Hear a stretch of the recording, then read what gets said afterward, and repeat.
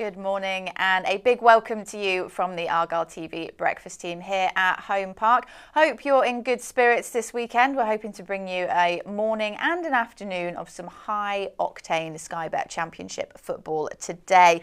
As usual, we've got 2 hours of the best and of course the greenest content to bring you this morning ahead of Norwich City's visit down here to us at Home Park. So what's coming up, I hear you say? Well, let's have a little look at the agenda for this morning. Gary Sawyer will be walking us through his 297 matches as an Argyle player, talking through some of his fondest memories here at Home Park. Zach Baker has had quite a 10 days, first signing a new contract and then getting 33 on the 72 in 72. He will join us in the studio later.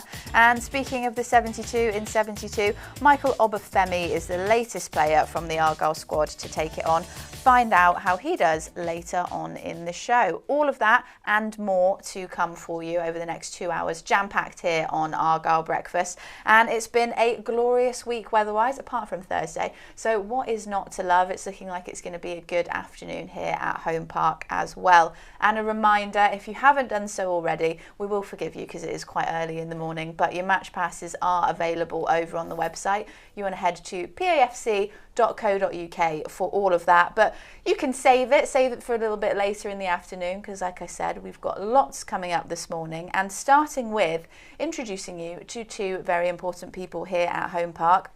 Huge influences behind the success of Project 35 over the last 3 years.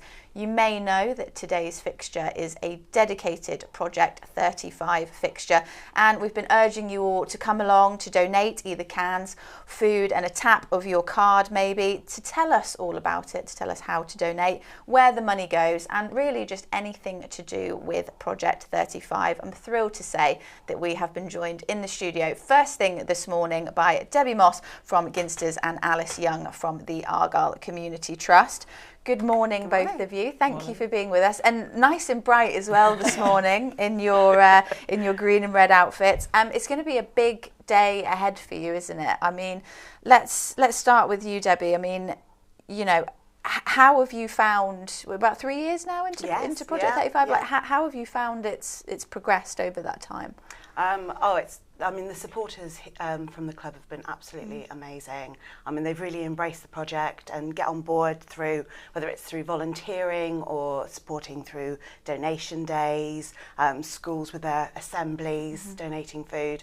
You know, it's really been a Plymouth-wide, if not into Devon and Cornwall-wide, supported initiative. Yeah, I mean, now is probably a really good time to talk about the plan of action for today, because if anyone is watching the breakfast show that's in Plymouth and is planning on coming to the game, Alice, what are you wanting fans to do today? Yeah, so we're going to be outside the front of the stadium at the Devonport end. From 12 o'clock we're setting up our bright pink gazebo, so you can't miss us. And we'll be taking donations from fans today, and people that are just walking past as well that might know that we're here. It's kind of those moments at the beginning of the game where the fans are building, and it kind of it starts trickling to start with, but by kind of 1 p.m. there's loads of people and they're dropping off their donations, and we ask if every fan here today bought a tin, then we would get over 15,000 tins. So we really hope that fans can support and get behind like they have done for previous match days. I think it's kind of Project 35 solidified itself really, you know, within the Argyle ethos. I mean, you know, we're fortunate enough to have it, you know, the logo and everything in previous. And when you have specific fixtures like this, how beneficial actually is that to kind of have a takeover day and be, you know, out in front of everyone? I think it helps us target our sort of campaigning. You know, we've had really good social media response from both the club and the trust. Even having the head coach to send a video out asking for the supporters. I mean, to have the coaching staff on board, it just really shows the support from the club itself, you know, through Ginsters and the Community Trust. We're the ones sort of on the ground, you know, working in each of the projects within Project 35. But to know that we've got the support of the club, I mean, that's immense for us, really. Yeah, I mean, we can see some pictures there from previous match days. Like you said, the bright pink gazebo, it's noticeable. There's no way anyone's going to miss it. Of course, the Project 35, the name in itself was obviously, related to the poverty that we were seeing in the city. How have you seen that change, develop? Has it improved? Where are we looking 3 years on? I mean, while we try and do our best, we can't eradicate food poverty, and with the cost of living crisis continuing, it's really hard, but we still maintain that momentum, and help those that we can. There's always going to be other families that are then on board because they're going through, whether it's a temporary crisis and need the support from Project 35. So, it's not that we're certainly not seeing less people, are we? Yeah, and I think what maybe a lot of people don't know about Project 35 is that we're supporting in so many different ways. So from kind of families that are living in temporary accommodation, and I think that's quite a big one where people do forget that that's in the city, and it's quite a big issue.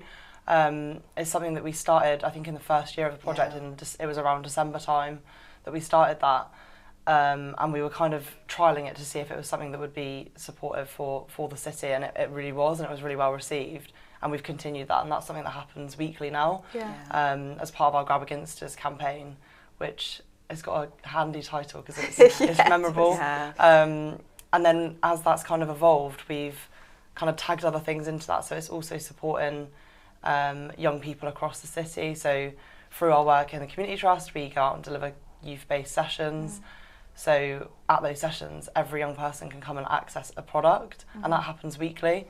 So even though these kind of like big events happen like every so often, and we have like tin collections, and we do our Christmas hampers, and like big things happen, there's always things happening weekly that are smaller, but they're the more impactful things that are actually benefiting people that are living in Plymouth and wider as well. Joining us now in the studio is a player who very recently put pen to paper to extend his contract here at Argyle, and he also took on the 72 in 72 challenge last week as well. Hello, Zach Baker. Hi, how are you? Okay? Good, yeah, how are you? Yeah, all good, thank you. Which was more nerve-wracking, signing the paper or doing the 72 in 72? 72 and 72, yeah. You did all right though. I thought I was going to do better. Really? Yeah, because I was like, the day before, I was like practicing. Oh, you got a heads up. Yeah, I thought about doing like alphabetically or like geographically, and I'm not smart enough to do either. So I got the honesty. Yeah, so I got mixed up, and I've done a bit of both. Yeah. And then, it's the pressure, it's the clock, isn't it? Yeah. What were you in the third? Were you around the 30s mark? No, 24. I would say, mid to high 20s. Oh no, I do remember because I was on 30. And not to wish you ill, but I was... yeah, because you started really well. Yeah, no, we were sat here watching it going, worried. Wow, you came at the traps really fast. Yeah, and then you just got stuck. I got stuck at London. Like, yeah. We were saying that. We were saying, is he in location here? Yeah. I mean, there's a lot of clubs to get through. Who was? It was Adam Randall, wasn't it? That had like some master. Yeah, he had a plan, a proper blueprint. Yeah. I asked him his plan the day before. Yeah. So I knew he was top because Charlie told me he was top. Yeah. And he wouldn't tell me. Would he not? No. That's the competitiveness in him, isn't it? What had he done? He'd worked out how many clubs there were of each letter, so he knew like if you got to the B's, you needed to get like 7. Yeah, so it was like 12 of them. That's even further than mine. Complicated. Well, you go another Just day, had a good Aaron, day. at the top, and we'll see how. How did you get? 54, I believe. It's ridiculous, isn't it? Yeah. I'm never doing it again. So don't ask me. On to more pressing football matters. How does it feel now that you've signed a new contract for Argyle? Yeah, I'm buzzing. Obviously, I had quite a tough year this year. I had a couple of injuries. But obviously, for the club to like stick by me and give me another year, I'm obviously really appreciative of it. But I just got to work hard on getting back fit and then sort of seeing what happens next year. Yeah, difficult season, like you said, with injuries. Yeah. Talk us through what happened. So start of the season, I went to Plymouth Parkway on loan. I managed to play one game, and then Mike got sold to Sheffield. So I got recalled for a few weeks before we signed Grimmy. So I was on the bench a few times then, and then obviously when Grimmy signed, it gave me a chance to go on loan again. So I went back to Tiverton, managed to play sort of 4 or 5 games there, and then sort of be November, I tore my quad, so my rec fem, the top of my quad, in training. So that put me out for 3 months. and I got back fit as the new gaffer sort of came in. Connor was injured at the time, so I was on the bench for his first few games, and then just as I was sort of about to get back out on loan, I tore my meniscus, my left knee in training. Yeah. Oh really? So, yeah. What, on the same leg?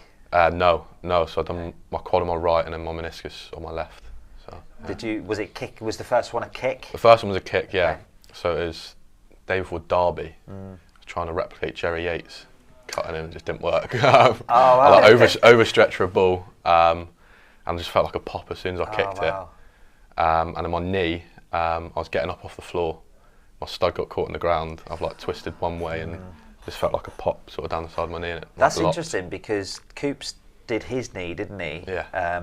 Last season after he came back from his ACL, and then about 2 or 3 months in later, I remember him saying he was diving for something and he felt his knee or his stud get caught. Yeah. And he fell awkwardly. Were you there that day as well? Yeah, I was there that day. Yeah. Was yours similar to? No, I think his was more of like a high flying dive, and he landed on it quite awkwardly. Yeah. Mine was more the motion of getting back up off the floor, right, and then my stud sort of getting caught as I'm trying to get up, go one way, my legs just sort of stayed in the other place. And you've had that operated on now? Had the operation. Yeah, you've got a couple of gnarly yeah, I got quite a big there, one on the outside, and then 2 small ones. Okay. Had the operation coming up to 7 weeks ago now. Okay. So I had a leg brace for the first 6 weeks, which was horrible. Yeah. Like not sleeping or anything like that, and then luckily I'm a bit more mobile now. So. Oh, so you're only a week or so out of the leg brace? Yeah, I got the leg brace off Monday. Right, okay. So, yeah.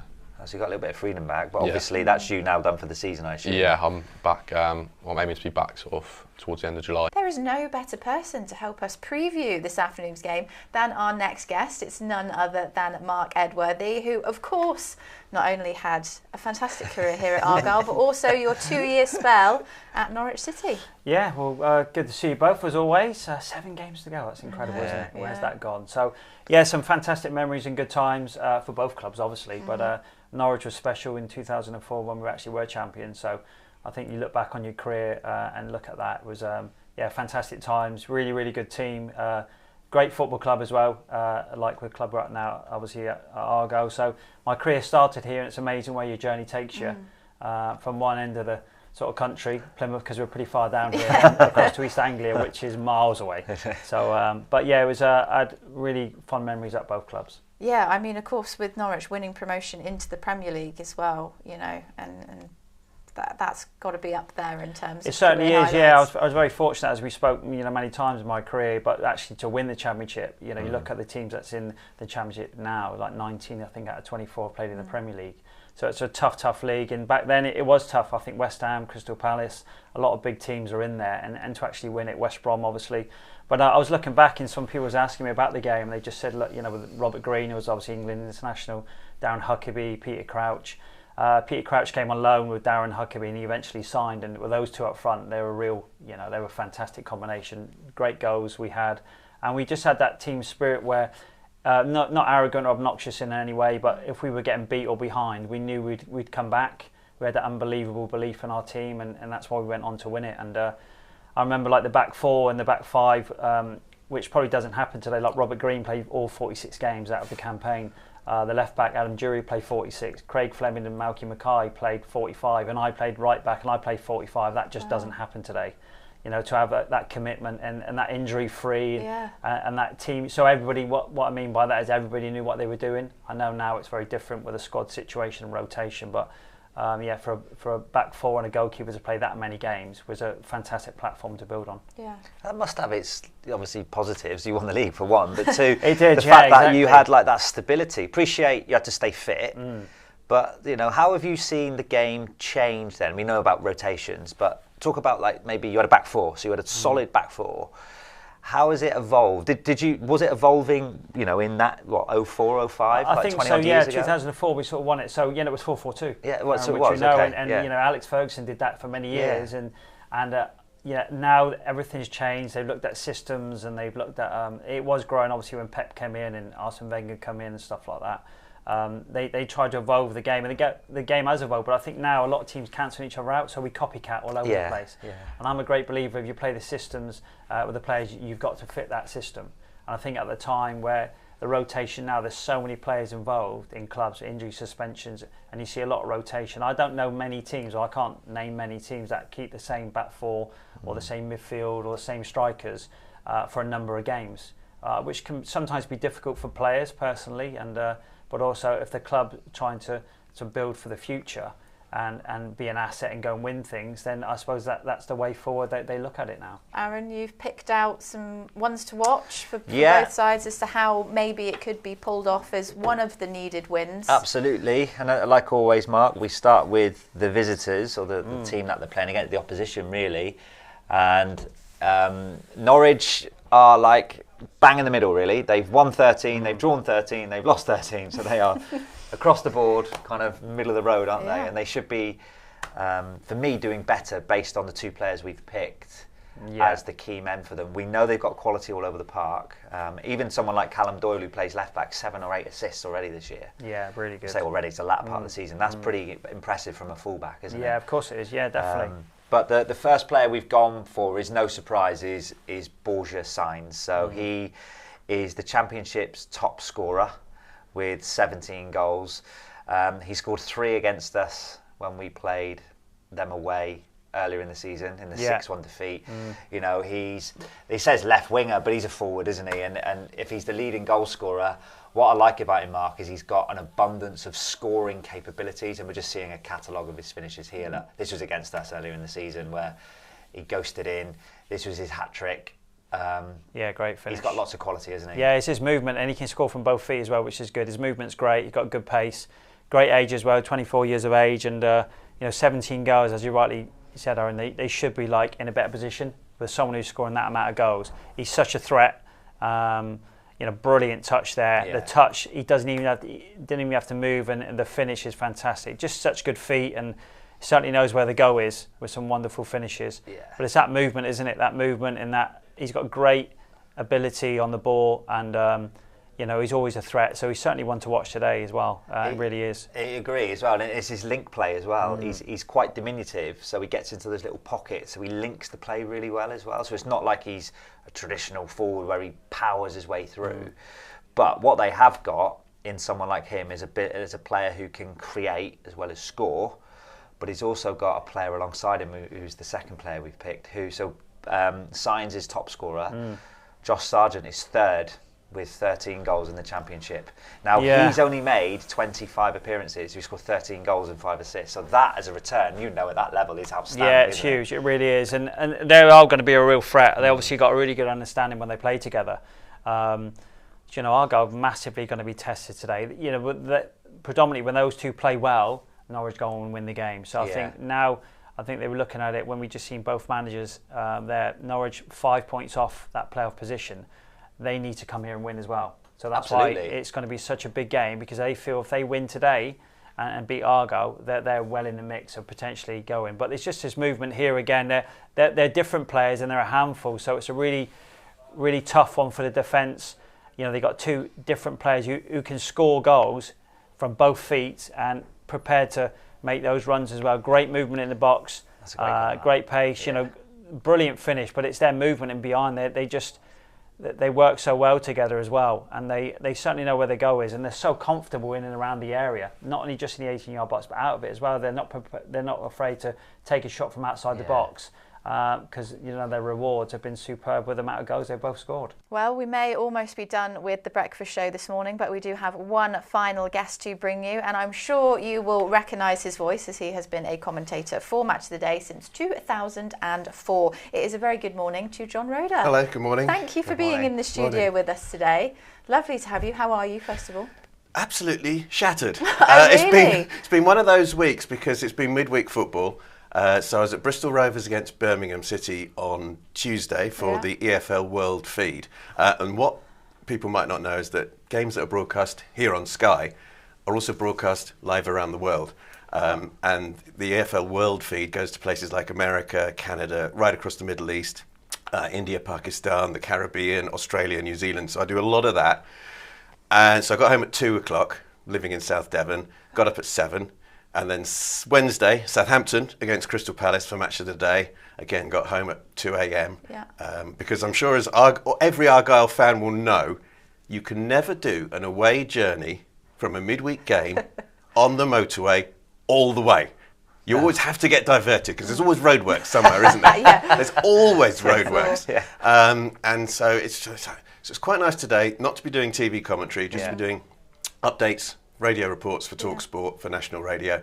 So it's quite nice to have a little slightly easier day today. Nice. But so, yeah, apart from that, cool. Yeah, great. Okay, good. No, good. You just wanted a I'm fine. Really. No, it's good. Good caveat, I like that. How does the workload work for you then in terms of the games that you commentate on? Because you know a couple of the fixtures that you mentioned there, you're in South Devon, they're not. No, they're not. I mean, people often say, particularly when I'm in London, why do you live down there? Yeah. And I go, well, in the morning I'm going to take my dog for a walk on the beach. Yeah, nice. You know, and I live in the greatest part of the country. Yeah. You know, and I also say, well, it will take me sort of maybe 2.5, 2.75 hours to get home. How long will it take you to get home to St Albans, which just on the outskirts of London? They'll go, about an hour and a half. Yeah. I go, well, there you go. Same, but different. There you go. But yeah, there's a lot of travelling. Not only in this country, but I do a lot of work for FIFA.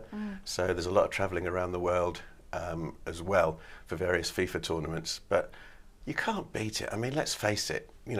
To be involved in football in a professional capacity, if you're not going to be a player, and let's face it, most of us aren't. You're not going to be a player. To actually work in a sport that you love, it's just amazing. I'm very, very lucky. Yeah, and is it 20 years from starting at 21 Match of the Day, seasons then? at Match of the Day. This is going to make me sound really old, but 40 years ago this summer that I left university on June the 3rd, 1985. And on June the 10th, 1985, I started at a radio station called Radio Victory, which was in Portsmouth. Portsmouth, very similar to Plymouth, as people know, naval city, etc. One club city as well. And since then, that's all I've done. It's been great. I've only literally ever had 2 staff jobs, so I've been freelance most of the time. Wow. But it's been better than going to work for a living. Yeah, great. Absolutely. Great career great trajectory pictures here. there. Oh yeah. Yeah, that's me in Japan. Before that was actually me at the Maracanã.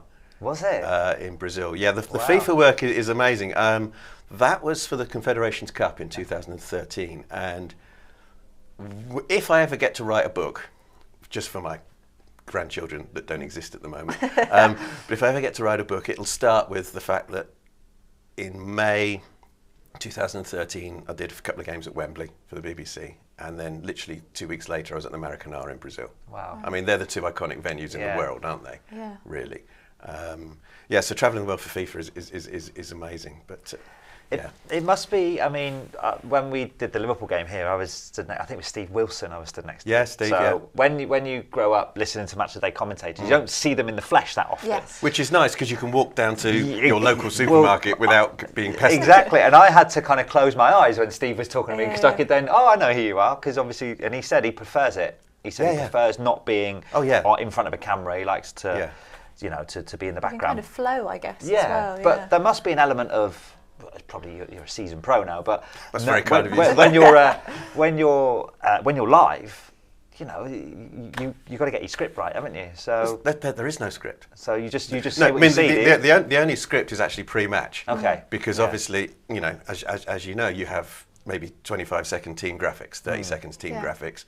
You've got to. I mean, it's different for Match of the Day because what we have to do on Match of the Day, because obviously most people will be familiar with that, is you have to record. You actually do it live, but you pre-record it just in case.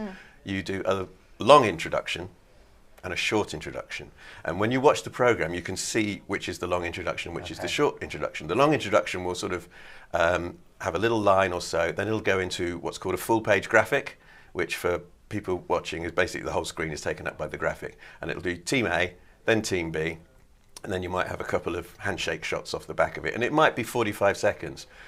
The shorter introduction for Match of the Day is probably about 30 seconds, where you will have what's called an ISO shot, and that is literally, say, a shot of somebody from, the chest upwards sort of thing, and it'll be, Fred Bloggs returns after 5 matches, injured, blah blah blah, in a team that shows 3 changes from the weekend. For the opponents, Fred Smith has scored 9 goals in his last 8 appearances, blah blah blah, and that's it. And that's the short introduction. You have to do both because we don't know what the game's going to be. And that's the beauty of football, isn't it? Sure. Yeah. You know, I mean, Norwich are the opponents today. I remember way back early on in my early days of Match of the Day, I was at Carrow Road and I was dragooned by the BBC Radio Norfolk commentator to come to lunch. He said, come to lunch, and we come to lunch with Delia Smith. Oh, yeah, okay, great. What I didn't realise was that we were sitting on the table with Delia Smith, and also in the room were 490 other people. And it was the big corporate hospitality thing. And he said, well, actually, you're okay to do a little bit in front of everybody. I was like, what? He went, you know, well, part of my job is to have special guests, and you're our special guest. Did I not tell you? No, you didn't. No, I didn't. But that was Norwich against Middlesbrough. Yeah. And people were basically asked, you know, how do you decide the running order? I said, well, the running order could be anything. You know, there's a provisional running order, but depending on the result, it could be anything. And I said, you know, who knows? This match could even be top tonight. At which 490 people fell off their chairs going, Norwich Middlesbrough, you must be joking. Yet, on 89 minutes, it was Norwich 1, Middlesbrough 4. And at full time, it was Norwich 4, Middlesbrough 4. Oh, wow. And it led the programme. Of course it is. It led the programme, yeah. Michael Obafemi is taking on the challenge for the Argyle players, so let's have a little look at how he got on. Hi guys, Michael Obafemi here, forward for Plymouth Argyle. This is my 72 and 72. Right, are you ready? 3, 2, 1, go. Chef United, Chef Wednesday, Leeds, Burnley, Plymouth, Middlesbrough, Norwich, Charlton, Aldershot, Hull, Derby,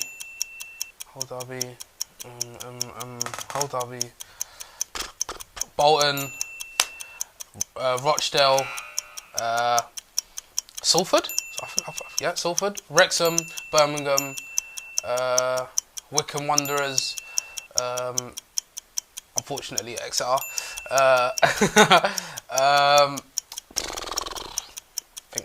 Think. I've gone. I said Norwich already, no? Oh, okay. I think I said Norwich, yeah. Last win. Portsmouth, Watford. 10 seconds. I've gone here. I've actually gone. Huddersfield, Swansea. Huddersfield, Swansea. Done. 20, I think. That's terrible.